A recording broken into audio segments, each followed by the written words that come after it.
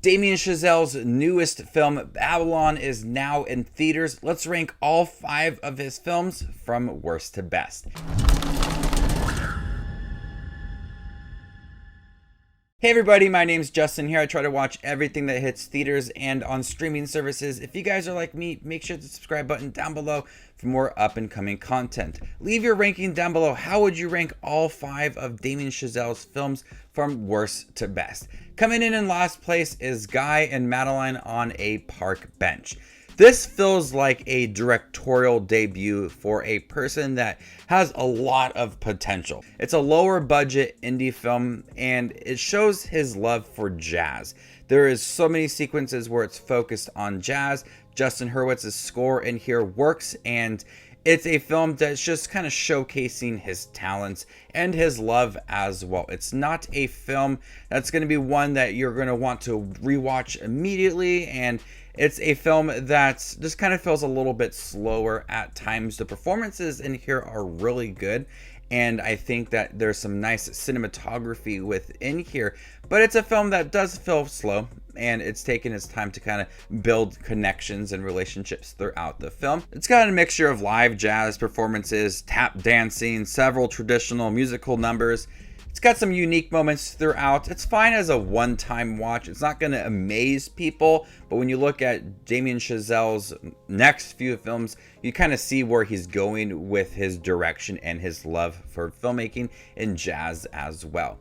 Coming in 4th place is First Man. I loved Ryan Gosling's performance in here. He seemed very reserved. I love that the film focused on not only the NASA aspect to it and the journey becoming the first man on the moon, also the family dynamics as well as how his job affecting his family and him mentally. Damien Chazelle's direction is amazing in here. There is a beautiful look to this film. The score in here is great. You can hear me talk about that a lot within this ranking video. The film feels thrilling at times. It feels deeply personal and emotional for Ryan Gosling's performance. You kind of see that he's thinking a lot about things. That reserved performance. Claire Foy gives a fantastic performance in here. I will admit I was a little bit disappointed with this film off of La La Land, because going into this film I wanted something similar to La La Land, and this is something that's different than La La Land, but I still think it is an amazing film. I love how it looks, what it tackled as well, and the performances in here. So even though I tried to compare it to La La Land going into it, or even realizing what the film was going to be about, I should have took a step back and realized that there could be other things that this director wants to explore, and everything that he's going to do is not going to be as amazing as La La Land, but First Man is a great addition to his films. Coming in 3rd place is Babylon. His newest film is absolutely bonkers. It is a 3-hour epic that offers so many crazy things. Elephants in here, there are drugs, people are shooting each other. I love what it did approach, and that's the rise and fall of celebrities in old Hollywood, the 1920s, 1930s, how filmmaking and critics all kind of took a toll on some of these actors and actresses. Margot Robbie was insane in here. She gives one of her best performances. I loved that she believed that she was a star and she would do whatever it took to become that star. Diego Calva gives a really interesting performance. He kind of stumbles on a film set, and then just from there you kind of see his love for filmmaking and how it's kind of shaping his future as well. Brad Pitt gives a really dramatic, personal, heartbreaking performance in here, but I love that the film is willing to embrace its wild side, but also you see these moments of this growth. You see these moments of growth for these characters and how they are changing as they are filming and understanding Hollywood and critics as well, and that toll it's taking on them. That's the fall for some of these characters. The film is really about the love of cinema and preserving film as well. There's some really interesting things that Damien Chazelle does in here. At times it feels very chaotic, and the editing and pacing is really all over the place, but when it needs to be slowed down to show that growth, it really does work. There's some humor in here. It's crazy as can be. You're gonna get some shocking moments in here. The story is kind of hard to kind of understand for about the first hour, since that chaos is always happening, and you see these characters doing random little things here and there. It's not until that hour mark that you start to realize the story for some of these characters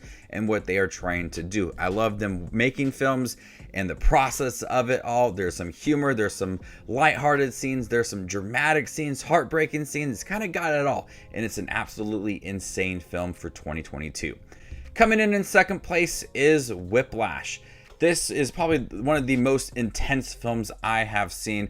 Every single scene between J.K. Simmons and Miles Teller is in your face and aggressive as can be.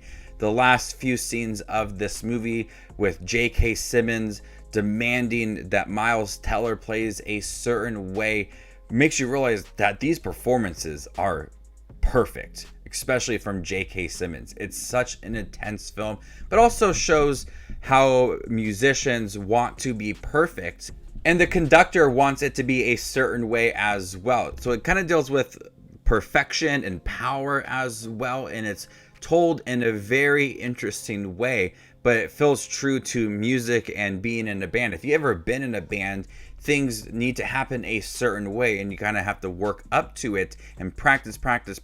I was in band for 8 years, and I was in jazz band, and it's hard. And seeing Miles Teller take on this role and how he wants to be perfect as well, and J.K. Simmons pushing him to the extreme, that conflict, that tension is there in this film, and it really demands your attention. You do not want to look away. You are absolutely glued to the screen. So I love the growth for these characters and that tension in this relationship. It's aggressive, it's intense. One of my favorite films of the last decade. It is in your face, but it is a great second film from this director. But coming in first place is La La Land. I absolutely love this film. It is in my top 10 favorite films of all time. The score, the music, the choreographed dance sequences, Ryan Gosling, Emma Stone. This film is so beautiful. I love it. I remember the first time I saw this film, I saw it at a screening, and I was blown away by this film. From the techniques that Damien Chazelle uses to capture the musical numbers, it's astounding. One of the best things I have ever seen. The score in here from Justin Hurwitz is memorable. The songs in here are so catchy. I've hummed them throughout the years. This is a heartbreaking film at the end. I love the natural progression to Ryan Gosling and Emma Stone's relationship in the film.